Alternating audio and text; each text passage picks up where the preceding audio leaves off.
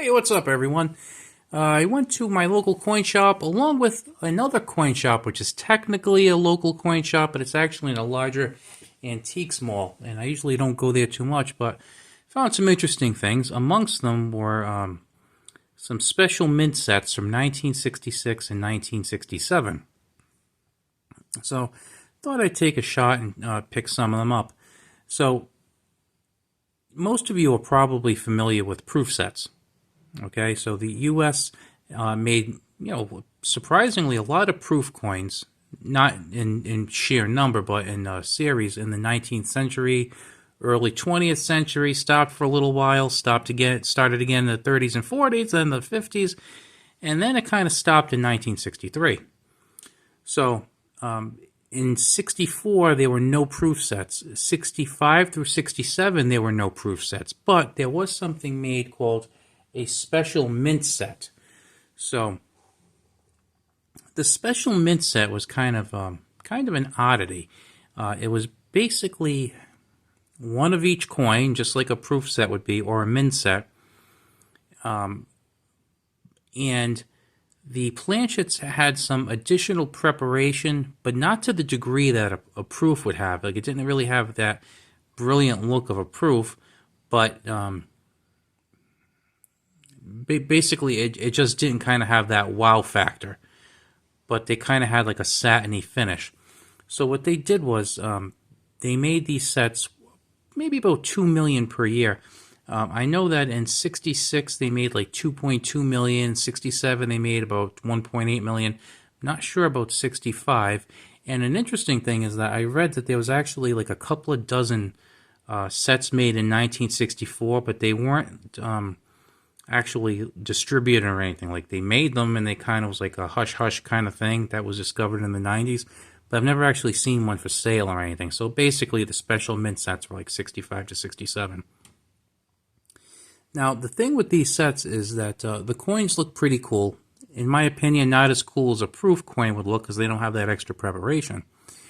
But sometimes they can be very valuable in certain limited circumstances, mainly if the coin has like a cameo look to it. Now, as you know from 1960s and earlier proof coins, it's kind of a challenge to get a cameo and extremely difficult to get a decam. So if you can get on a special mint set, you're looking at a really, really special and valuable coin. As a result, some people will pick through them. So I have 3 sets here, and I have one set that I don't think was picked through, one that might have possibly been picked through, and one was definitely picked through. And the one that was definitely picked through is really easy to tell because, number one, when I bought it, and this is the box they came in. They came in these little strips, and then they came in the box. So you can see this box has seen better days in the last, 57 years. Now, clue number one that this was picked through was that it was taped closed on one side. So that's a good clue right there. Second good clue is that the coins were put in backwards. So I'm wicked smart. I went to public schools and I realized that if it's taped closed, easy to open, and the coins are put in incorrectly, it was probably picked through. The other thing was that if you look at the coins under magnification, there's like little pieces of like dust and stuff in there, kind of like, I don't know, it was in like a dusty environment. Now, with that said, these are not bad looking coins, but they're not the kind of thing you'd probably want to send to like PCGS or anything. But like I said, they are nice looking coins. But if you look at that Lincoln cent, it's really nice. Because like the thing is with these, if you send these to like PCGS, let's say you get like a 67. Well, it's probably worth like your grading fee. So you're getting a coin saying this coin is beautiful. It looks like it's almost flawless. You send it there. It's probably not worth much of anything. You're going to actually want to get a cam or I don't know if there's many decams, to be honest with you, but you're going to want that cameo. $50 is pretty unimpressive, to be honest with you, but it is 40% silver, so the fact that it's a 40% silver coin and it's in pretty nice condition tells me that this would alone I could probably get like $5-6 for. Like I said, normally I think 40% silver would be, I think probably be about $4 or so melt value, but maybe a little bit of an extra because it is that SMS. Let's see, which one looked the better one? I think this was the one that looked better. As you can tell, this one was actually put in correctly. Okay, and then you can tell it's kind of got less noise. It's got kind of like that satiny luster on them. So pretty cool. Let's take a look at that penny. That is a beautiful cent right there, 1966.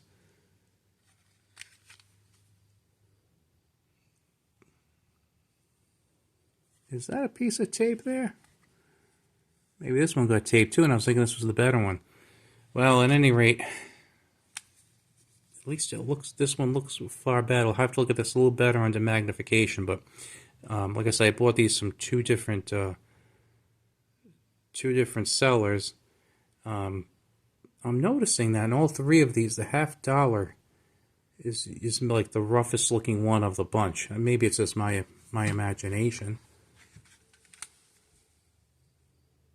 But yeah, I would say with all three, the $50 is the roughest one of the bunch. This one seems to have the least luster, to be honest with you.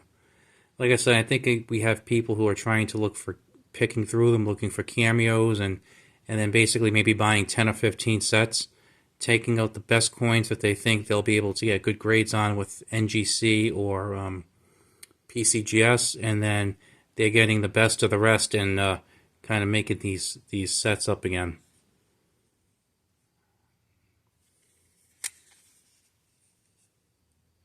And as you can tell, these sets have pretty much seen better days. I don't know what's going on with the back of this one, but it's a little messed up there.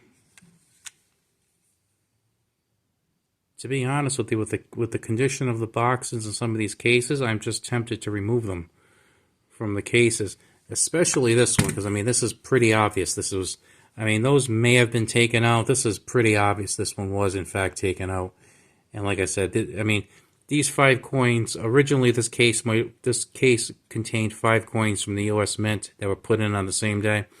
But, from what we know, these 5 coins came from 5 different sets.